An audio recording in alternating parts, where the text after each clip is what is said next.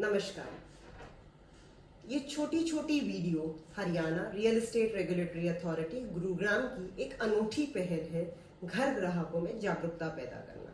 जैसा कि हम सब जानते हैं कि एक घर खरीदना हर आम आदमी का सपना होता है और उस सपने को पूरा करने के लिए वो अपनी जीवन भर की पूंजी लगाता है। पर जब वो घर उसको नहीं मिल पाता तो उसके सामने जो सबसे बड़ा प्रश्न है, न्याय कहाँ से मिलेगा, कौन से कानून के तहत उसकी समस्या का समाधान होगा।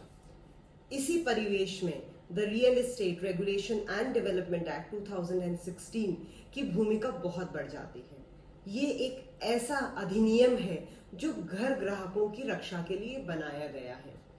अब घर ग्राहकों की रक्षा तभी हो सकती है जब वो ग्राहक जागरूक हो, उनको अपने अधिकारों के बारे में पता। 2000 से रियल एस्टेट सेक्टर में एक बहुत बड़ा उछाल आया, नए नए प्रोजेक्ट्स लॉन्च होने लगे और लोगों ने भी बहुत बढ़ चढ़ के इन प्रोजेक्ट्स में खरीदारी करी, अपना पूंजी लगाई, इन्वेस्टमेंट करी। पर परेशानी तब आने लगी कि जब जो डेडिकेटेड डेडलाइंस हैं वो मीट नहीं हुई, ग्राहक को समय पे अपने घर नहीं मिले, उन्हें वो सारी चीजें और सुविधाएं नहीं मिली जो कि बिल्डर बायर एग्रीमेंट में प्रॉमिस करी गई थी।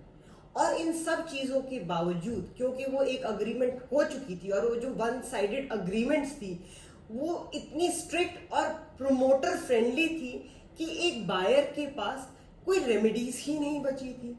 इन सभी परेशानियों के समाधान के लिए the real estate regulation and development act 2016 को भारतीय संसद ने पारित किया।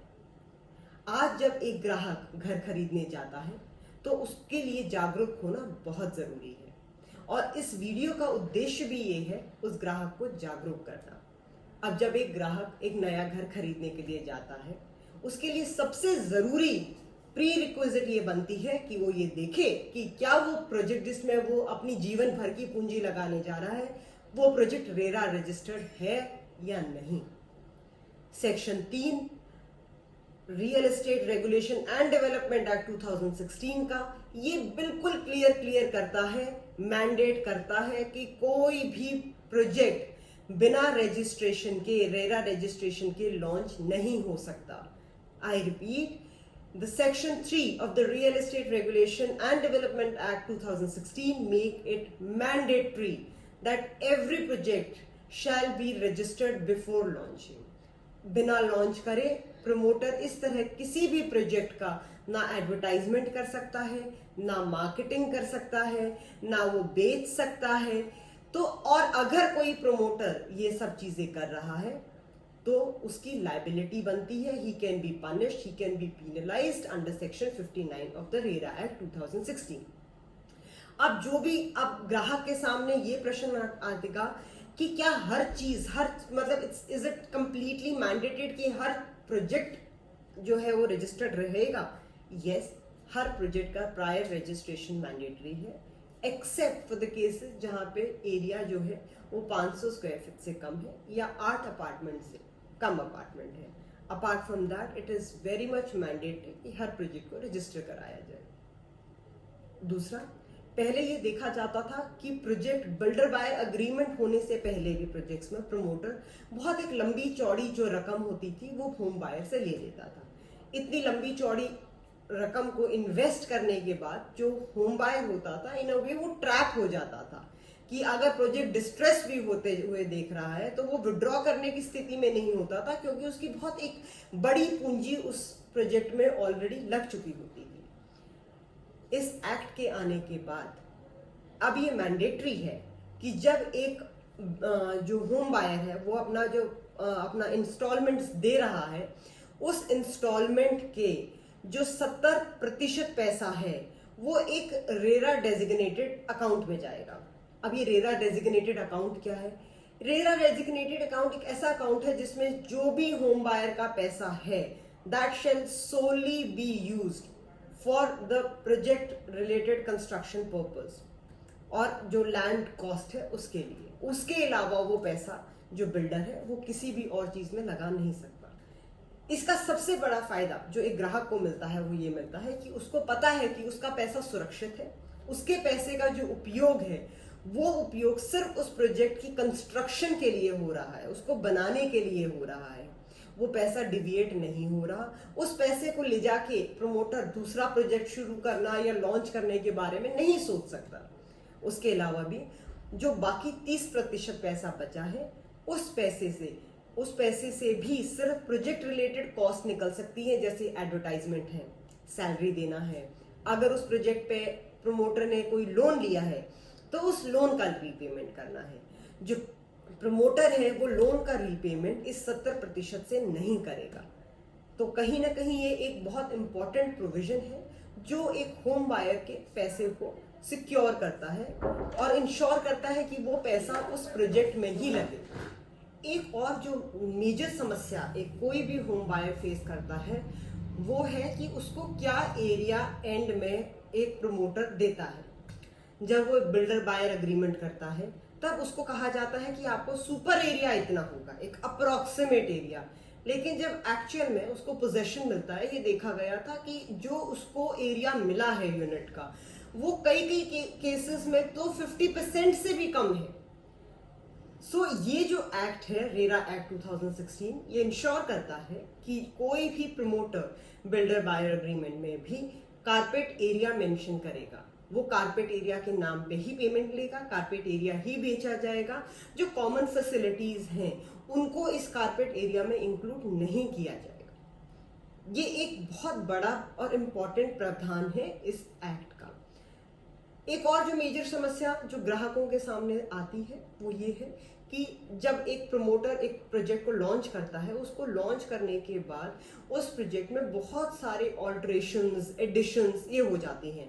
कई बार देखा गया है कि जो FRA है वो बढ़ जाता है, लेआउट प्लान्स हैं उनमें चेंजेस आ जाती हैं। सो रेरा एक्ट 2016 स्पेसिफिकली मेंशन की इस तरीके की अगर कोई भी मेजर ऑल्ट्रेशंस या एडिशंस होते हैं तो 2/3 ऑफ द अलॉटीज जो होम बायर्स हैं उस प्रोजेक्ट में उनकी परमिशन ली जाएगी। ये कहीं ना कहीं दिखाता है कि ये एक्ट बहुत ही डेडिकेटेड है उन होम बायर्स के अधिकारों की रक्षा को इंश्योर करने के लिए। The act very much insure that the none of the right of the allottee is violated. और अगर कोई भी राइट का उल्लंघन होता है तो in that situation home buyer allottee जो है वो प्रमोटर के अगेंस्ट कोई प्रॉब्लम है, जो हमारे रियल एस्टेट एजेंट्स हैं उनके लिए भी अगर कोई प्रॉब्लम उनको है तो वो आके रेरा एक्ट के अंडर रेमेडी सीक कर सकते हैं। अब ये भी जानना बहुत जरूरी है कि जो एक अलॉटी है उसको जो राइट्स हैं, अगर उसकी राइट्स प्रेजुडिस हो रही है तो उसके लिए वो सिर्फ एक प्रमोटर को ही नहीं दोषी ठहराएगा। उसमें सिर्फ एक प्रमोटर का ही हाथ नहीं होता, उसमें हाथ होता है एक रियल एस्टेट एजेंट का भी, जो कि कहीं ना कहीं एक प्रोजेक्ट का जो प्रमोटर है उसका एक एजेंट बन के काम करता है, एक मिडिलमैन का काम करता है। और एक मिडिलमैन की भूमिका बहुत ही महत्वपूर्ण हो जाती है क्योंकि उस मिडिलमैन के दिखाए हुए सपने पे या उसके करे हुए प्रोमिसेस पे या उसके दिखाए हुए क्रिएट किए हुए एक विजन के भरोसे एक अलॉटी, एक होम बायर अपना घर खरीदता है। तो जब वो प्रोमिसेस फुलफिल नहीं होते हैं किसी भी प्रकार से, तो इन दैट वेरी सिचुएशन जो रियल एस्टेट एजेंट है वो भी अपनी से नहीं भाग सकता, उसको भी जिम्मेवारी लेनी पड़ेगी प्रमोटर के साथ। उसके अलावा एक बहुत ही महत्वपूर्ण प्रावधान जो इस एक्ट ने दिया है वो ये दिया है कि चाहे एक प्रमोटर एक बिल्डर बायर अग्रीमेंट में आपसे कुछ भी साइन करा ले, उन सब के बावजूद भी अगर प्रोजेक्ट हैंडओवर करने में डिले होती है और जो होम बायर है उसके पार्ट पे कहीं कोई डिले नहीं है, उसने अपनी पेमेंट्स हमेशा समय पे करी है, जब भी डिमांड रेज करी गई है प्रमोटर ने और उसने अपनी पेमेंट्स करी है, इन दैट सिचुएशन जो rate of interest for that delayed payment shall be the equitable rate of interest. वो प्रमोटर कभी ये नहीं कह सकता कि मैंने क्योंकि बिल्डर बायर एग्रीमेंट में इतना एक कम उसका रेट ऑफ इंटरेस्ट रखा है और मैं उतना ही इंटरेस्ट दूंगा, क्योंकि ये एक बहुत बड़ी समस्या देखिए आप एक जो बायर्स थे वो फेस करते थे और इस समस्या के लिए रेमेडी इस फॉर्म में इस एक्ट में लाई गई। अगर अब प्रमोटर के पार्ट पे कोई डिले है या अगर कोई delay in making payment on part of the allottee home buyer इनके पार्ट पे है, तो दोनों को ही जो इंटरेस्ट पे करना पड़ेगा वो बराबर का इंटरेस्ट देना पड़ेगा. That interest would be equitable interest which is generally the highest marginal lending rate of the state bank of India. एक और महत्वपूर्ण जानकारी इस वीडियो के माध्यम से जो मैं होम बायर्स को देना चाहती हूँ वो ये है कि आप ये ना सोचें कि अगर प्रमोटर ने अपना पोजेशन आपको दे दिया यूनिट का तो उसके बाद उसकी कोई रिस्पॉन्सिबिलिटी नहीं रहेगी.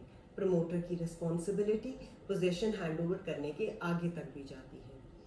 उस प्रोजेक्ट को या यूनिट को हैंडओवर करने के बाद भी अगर 5 साल तक कोई भी स्ट्रक्चरल डिफेक्ट्स होते हैं और उन डिफेक्ट्स को रिपोर्ट करने के बाद 1 महीने के अंदर अगर वो डिफेक्ट को रेक्टिफाई नहीं किया जाता, इन दैट सिचुएशन प्रमोटर की लाइबिलिटी बनती है. इन दैट कंडीशन जो एक्ट है रेरा एक्ट 2016 प्रमोटर के ऊपर एक जिम्मेवारी फिक्स करता है. He can be held liable. So ये सारी छोटी छोटी जानकारियां ग्राहकों को जागरूक करने के उद्देश्य से हैं, इंश्योर करने के उद्देश्य से हैं कि अगर उनके कभी भी अधिकारों का उल्लंघन होता है तो रियल एस्टेट रेगुलेटरी अथॉरिटी जो हर राज्य सरकार ने बनाई हुई है वहाँ पे जाके अपना ग्रीवियंस को रजिस्टर कराए और उसके लिए समाधान उसको दिलाया जाएगा. धन्यवाद.